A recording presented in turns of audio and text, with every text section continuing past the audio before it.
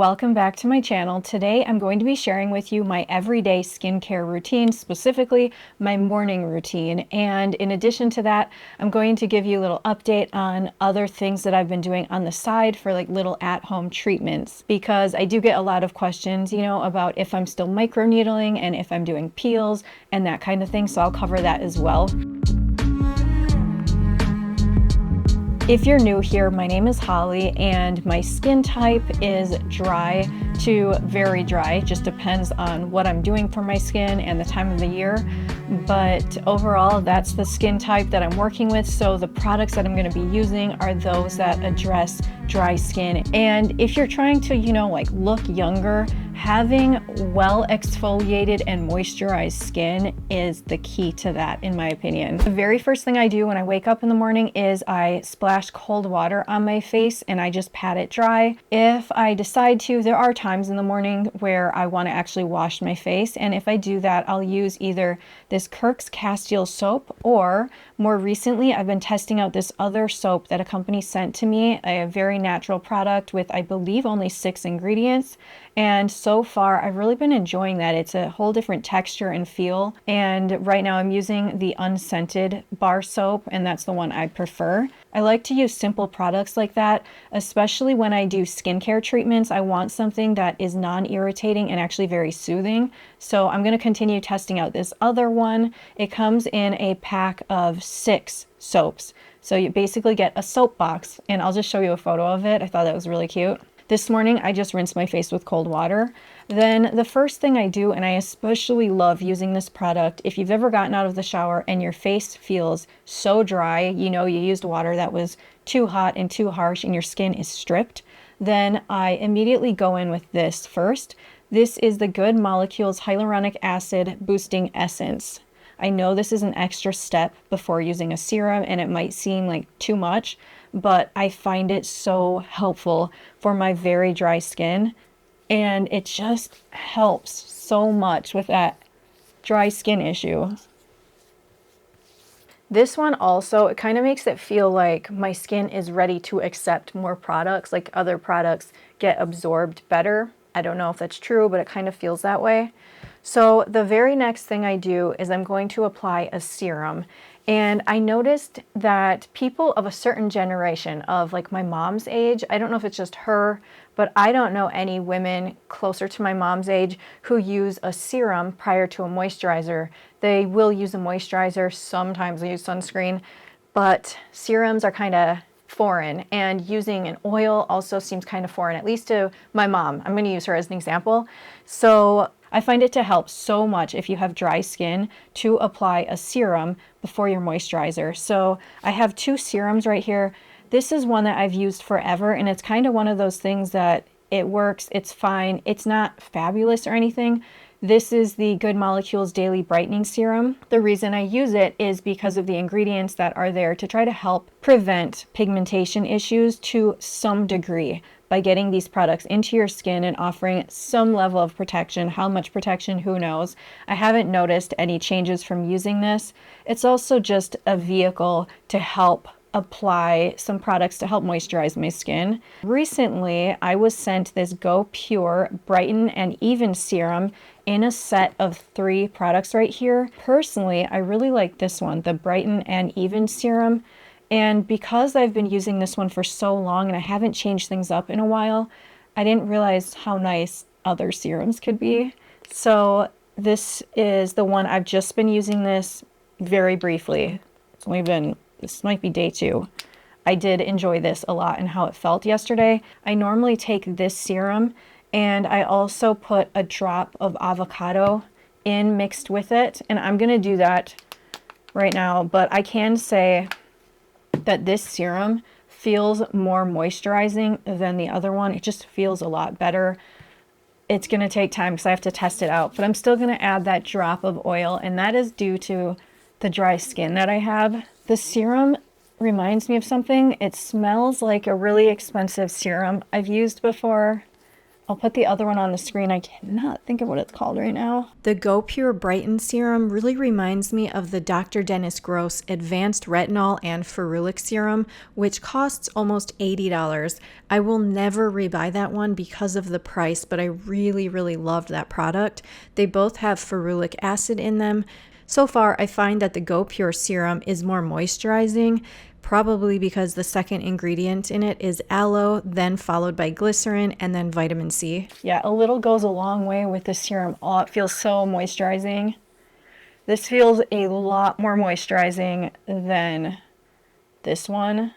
It really, really, really feels incredible. So this is basically a legitimate first impression. It's my second impression of this. These products, from what I've seen so far, the ingredients look pretty good, especially compared to other things that are out there. The only thing I don't understand is that they put xanthan gum pretty high up in the ingredient list. And that's basically a thickener, which is also used in foods. I really hate xanthan gum. And I'm going to assume it doesn't really have any benefits for the skin. I'd have to look into that more. Yeah, there are no benefits. It turns out it's not in the brightening serum, but in the other two serums that came in this pack. Instead of xanthan gum, there is carrageenan in this brightening serum. Carrageenan comes from red seaweed, and it's used to thicken the serum, similar to why xanthan gum is used. They haven't been studied much in skincare, though they are said to be safe.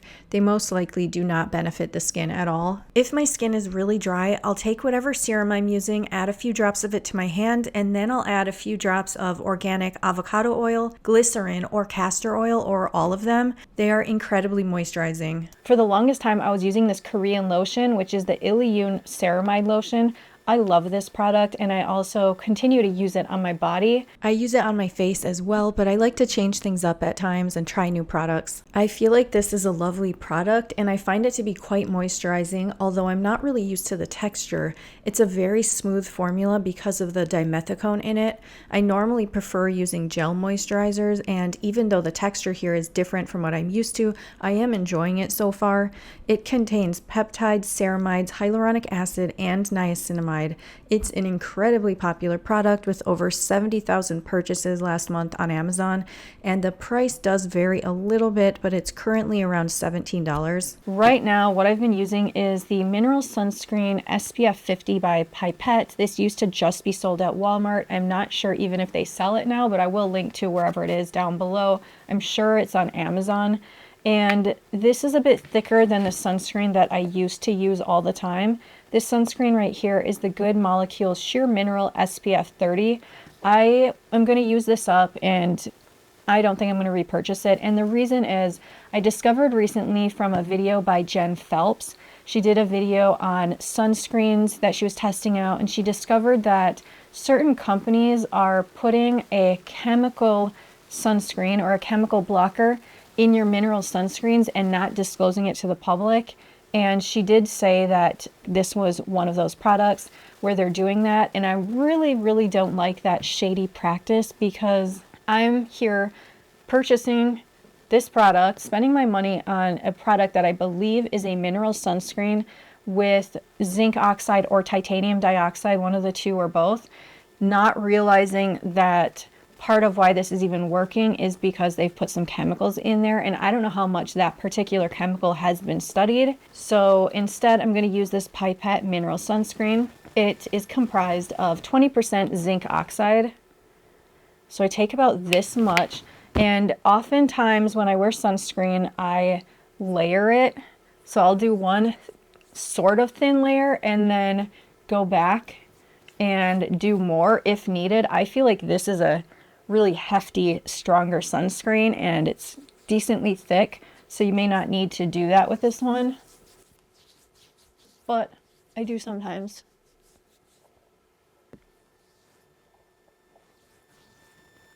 I try to bring it all the way up to the under eye area, on the eyelids, and all the way up to the ears, and even behind the ears as well.